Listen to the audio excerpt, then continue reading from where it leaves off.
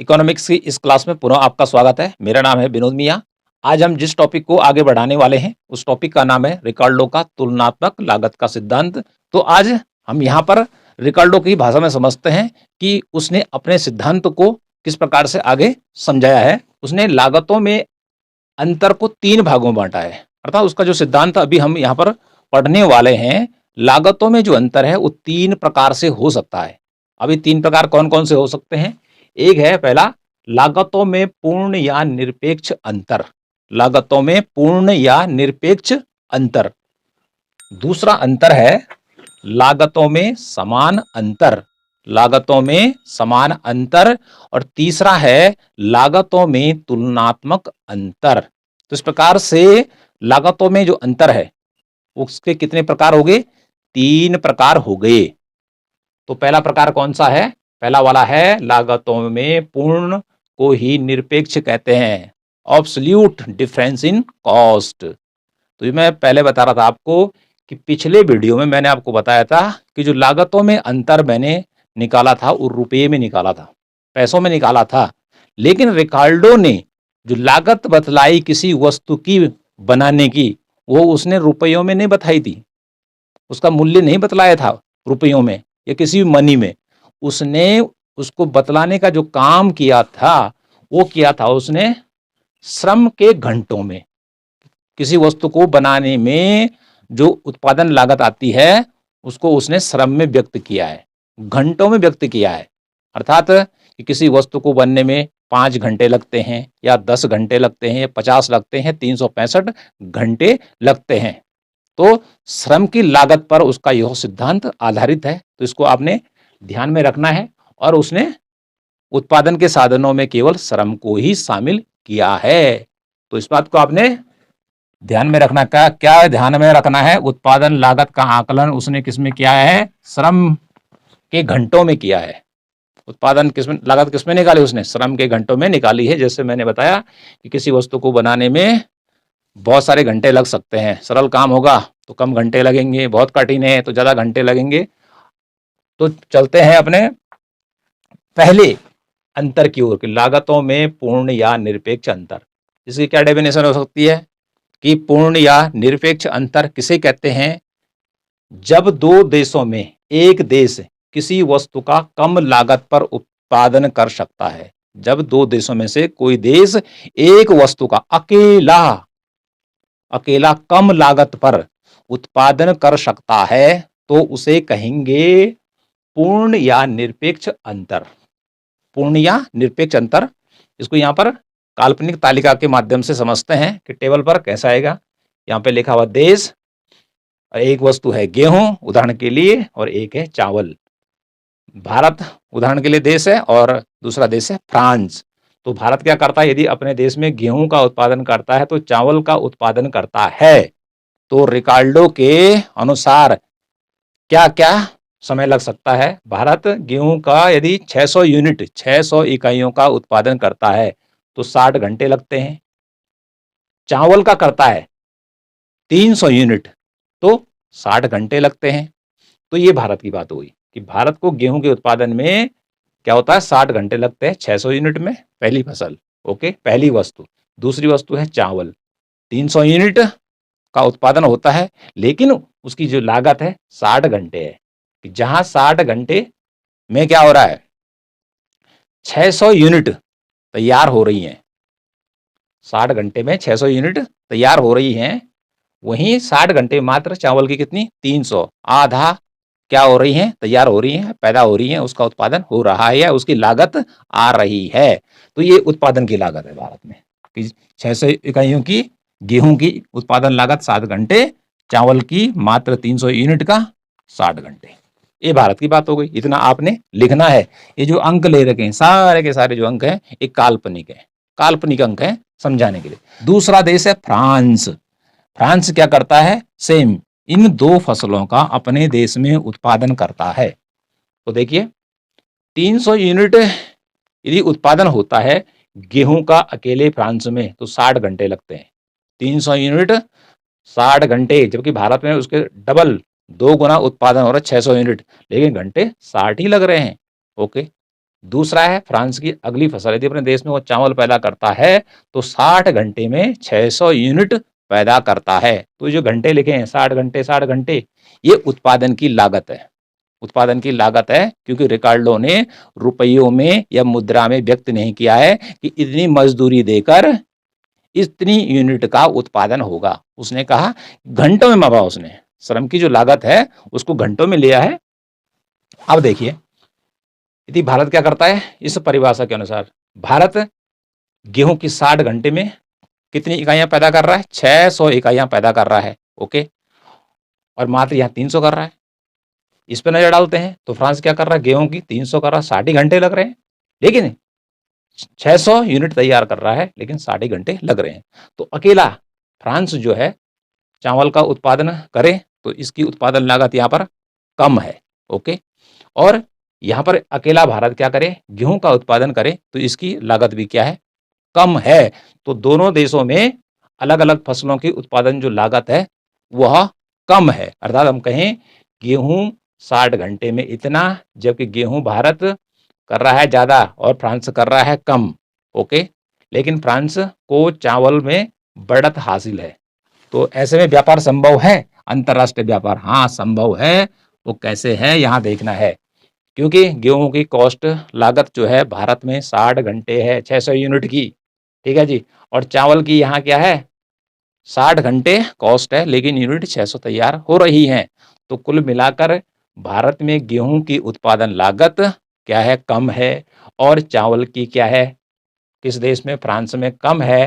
तो क्या होगा, निर्यात हो सकता है, आयात हो सकता है, हाँ यहाँ पर अंतरराष्ट्रीय व्यापार हो सकता है। भारत क्या कर सकता है, गेहूं का निर्यात किसको कर सकता है, इस चावल वाले देश को, अर्थात फ्रांस को कर सकता है। ओके जी, क्योंकि भारत में गेहूं की जो लागत है वह कम है। ओके, जबकि यहाँ पर क्या है, ज्यादा है। और फ्रांस क्या कर सकता है, फ्रांस चावल का निर्यात कहाँ कर सकता है, भारत को कर सकता है, क्योंकि भारत में चावल की जो लागत है वहां देखिए, यहाँ देखिए 60 घंटे हैं, लेकिन 300 ही यूनिट पैदा हो रही है।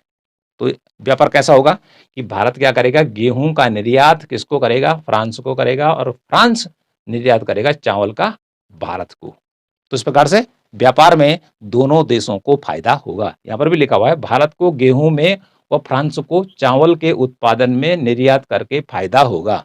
फायदा क्यों होने वाला है, इसलिए होने वाला है क्योंकि यहाँ पर गेहूं को उत्पादन करने में, ज्यादा उत्पादन करने में लागत क्या है, कम है, और फ्रांस को चावल के उत्पादन करने में क्या है, लागत कम है। तो इसलिए ये वाला अर्थात फ्रांस क्या करें, इसका उत्पादन ना करें, और ये भी इसका उत्पादन ना करें, तो इन दोनों के बीच आपस में क्या हो सकता है, आयात और निर्यात हो सकता है। ओके, तो ये कहलाएगा आपका लागतों में पूर्ण या निरपेक्ष अंतर। सेकंड है लागतों में समान अंतर। अब लागतों में समान अंतर क्या होता है कि जब दो देशों में कोई देश दोनों वस्तुओं को कम लागत पर उत्पादित कर सकता है, कम लागत पर उसका प्रोडक्शन कर सकता है, उसका उत्पादन कर सकता है, तो इसे बोलेंगे लागतों में समान अंतर। कैसे, यहां पे देखिए देश लिखा है, एक वस्तु है, फसल है गेहूं, दूसरी फसल है चावल। ओके, भारत और फ्रांस का सेम उदाहरण ले रखा है। नजर डालिए कि 600 गेहूं की इकाइयां उत्पादन करने में भारत में लगते हैं 60 घंटे, और फ्रांस को भी लिया है तो फ्रांस में 60 घंटे लग रहे हैं, लेकिन फसल कितनी पैदा हो रही है, 300 यूनिट, भारत से आधा कम पैदा हो रही है। दूसरा चावल में देखिए, भारत 60 घंटे यदि लेबर लगती है यहाँ पर, और 300 यूनिट पैदा होती है, और फ्रांस में क्या होता है 60 घंटे लगते हैं, लेकिन 150 यूनिट क्या होता है, चावल का प्रोडक्शन होता है। तो ऐसी स्थिति में नजर डालनी है इस टेबल पर कि दोनों में लागत कहाँ पर कम है, तो भारत ही बचा है। यहाँ पर देखिए दोनों जगह कि जहां पर गेहूं और चावल के उत्पादन में भारत में दोनों वस्तुओं के उत्पादन में लागत कम आ रही है। कितनी आ रही है, 60 घंटे और 60 घंटे। और यहां नजर डालें तो ये उत्पादन कम कर रहा है, ठीक है, 300 यूनिट का कर रहा है, और इसके आधा कर रहा है, लेकिन समय या लागत क्या हो रही है, ज्यादा आ रही है। लागत ज्यादा होने का अर्थ क्या होता है, लागत ज्यादा होने का अर्थ है कि महंगी होगी। लागत जब किसी वस्तु की ज़्यादा होगी तो वो महंगी होती है। तो यहाँ पे हमने इसको जाना। तो इस प्रकार से दो देशों में से किसी देश में दोनों वस्तुएं कम लागत पर पैदा होती हैं, तो ऐसी स्थिति में लागतों में समान अंतर उत्पन्न होता है और ऐसे में अंतर्राष्ट्रीय व्यापार नहीं होता है। क्या नहीं होता है? अंतर्राष्ट्रीय व्यापार नहीं होता है, क्योंकि जब एक देश जैसे भारत है तो वो दोनों वस्तुएं क्या कर रहा है, सरलता से उसको लो कॉस्ट में, कम लागत में तैयार करने में महारत हासिल है, तो बाहर से क्यों मंगाएगा? तो इस प्रकार से यहाँ पर ट्रेड नहीं होगा। अगला यहाँ पर नजर डालना है कि यदि इनमें ट्रेड की संभावना है कि नहीं है, तो यदि इनके बीच और इसके बीच अर्थात चावल और गेहूं की लागत भारत में और फ्रांस में, इन दोनों के बीच अनुपात समान है, अनुपात समान है। लागत में थोड़ा बहुत ऊपर अंतर हो जाए तब भी व्यापार हो सकता है, लेकिन अनुपात बराबर है तो व्यापार नहीं होगा। कैसे अनुपात निकालना आपने? 600 600 तो यहाँ पे लिखा हुआ है, 600 यूनिट हो गया और 300 यूनिट, 600 300, इसका भाग इसमें देना है, तो 3 एकम को 3 अर्थात 1 और 2 का अनुपात भारत में है गेहूं और चावल के बीच, ठीक है जी। और फ्रांस में भी क्या है, 100 और 150 ये अनुपात हो गया दोनों का। अर्थात ये 600 कहाँ से आया भाई? 600 यहाँ से ले गए यहाँ पे, 300 यहाँ से ले गए यहाँ पे। अनुपात कितना बना? 1:2, अर्थात 3 का भाग देंगे इसमें, 3 एकम को 3 और 3 दूने 6, तो 1:2 का अनुपात देंगे। सेम 1:2 का अनुपात इसमें है और सेम दूसरे में भी 1:2 का अनुपात दर्शाया गया है, केवल अंकों को इधर उधर करके बराबर कर दिया गया है, कोई बहुत बड़ी बात नहीं की गई है। तो लागतों में यदि समान अंतर होता है, समान अंतर होता है तो तब भी अंतर्राष्ट्रीय व्यापार नहीं होता है। तो याद रखना है, बहुत ही महत्वपूर्ण है।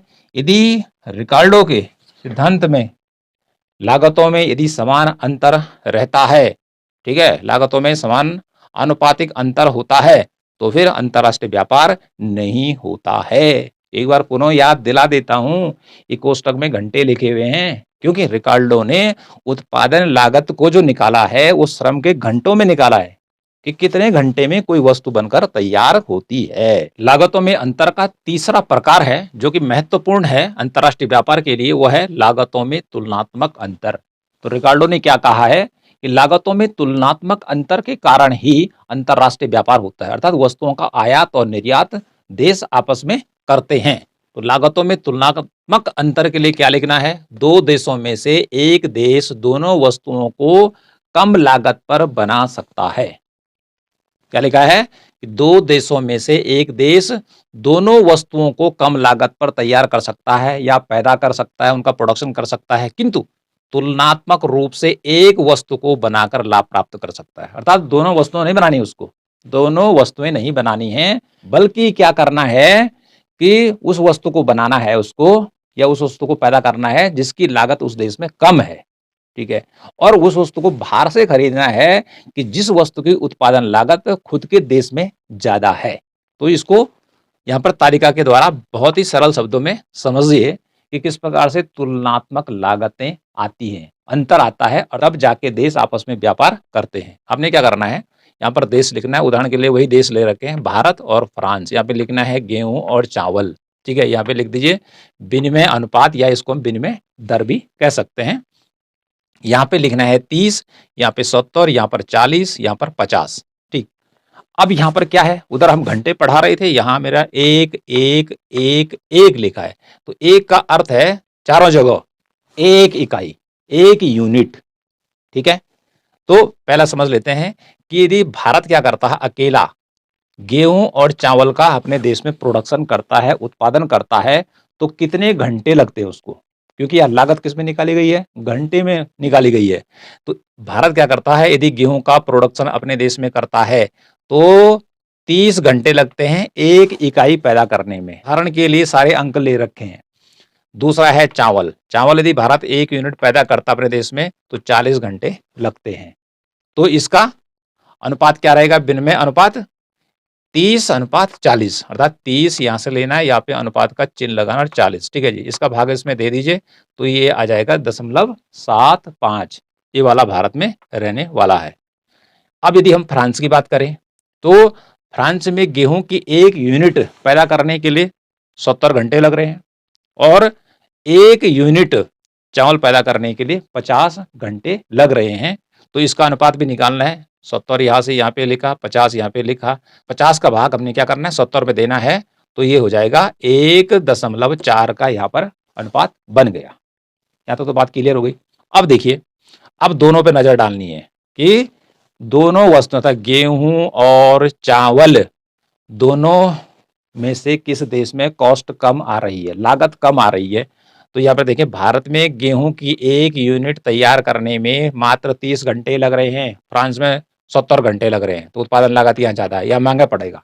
ओके, भारत में क्या है, चावल की 1 यूनिट 40 घंटे में तैयार हो रही है और फ्रांस की बात करें तो 1 यूनिट चावल की 50 घंटे लग रहे हैं। यहाँ 40 घंटे लग रहे हैं, यहाँ 50 घंटे लग रहे हैं।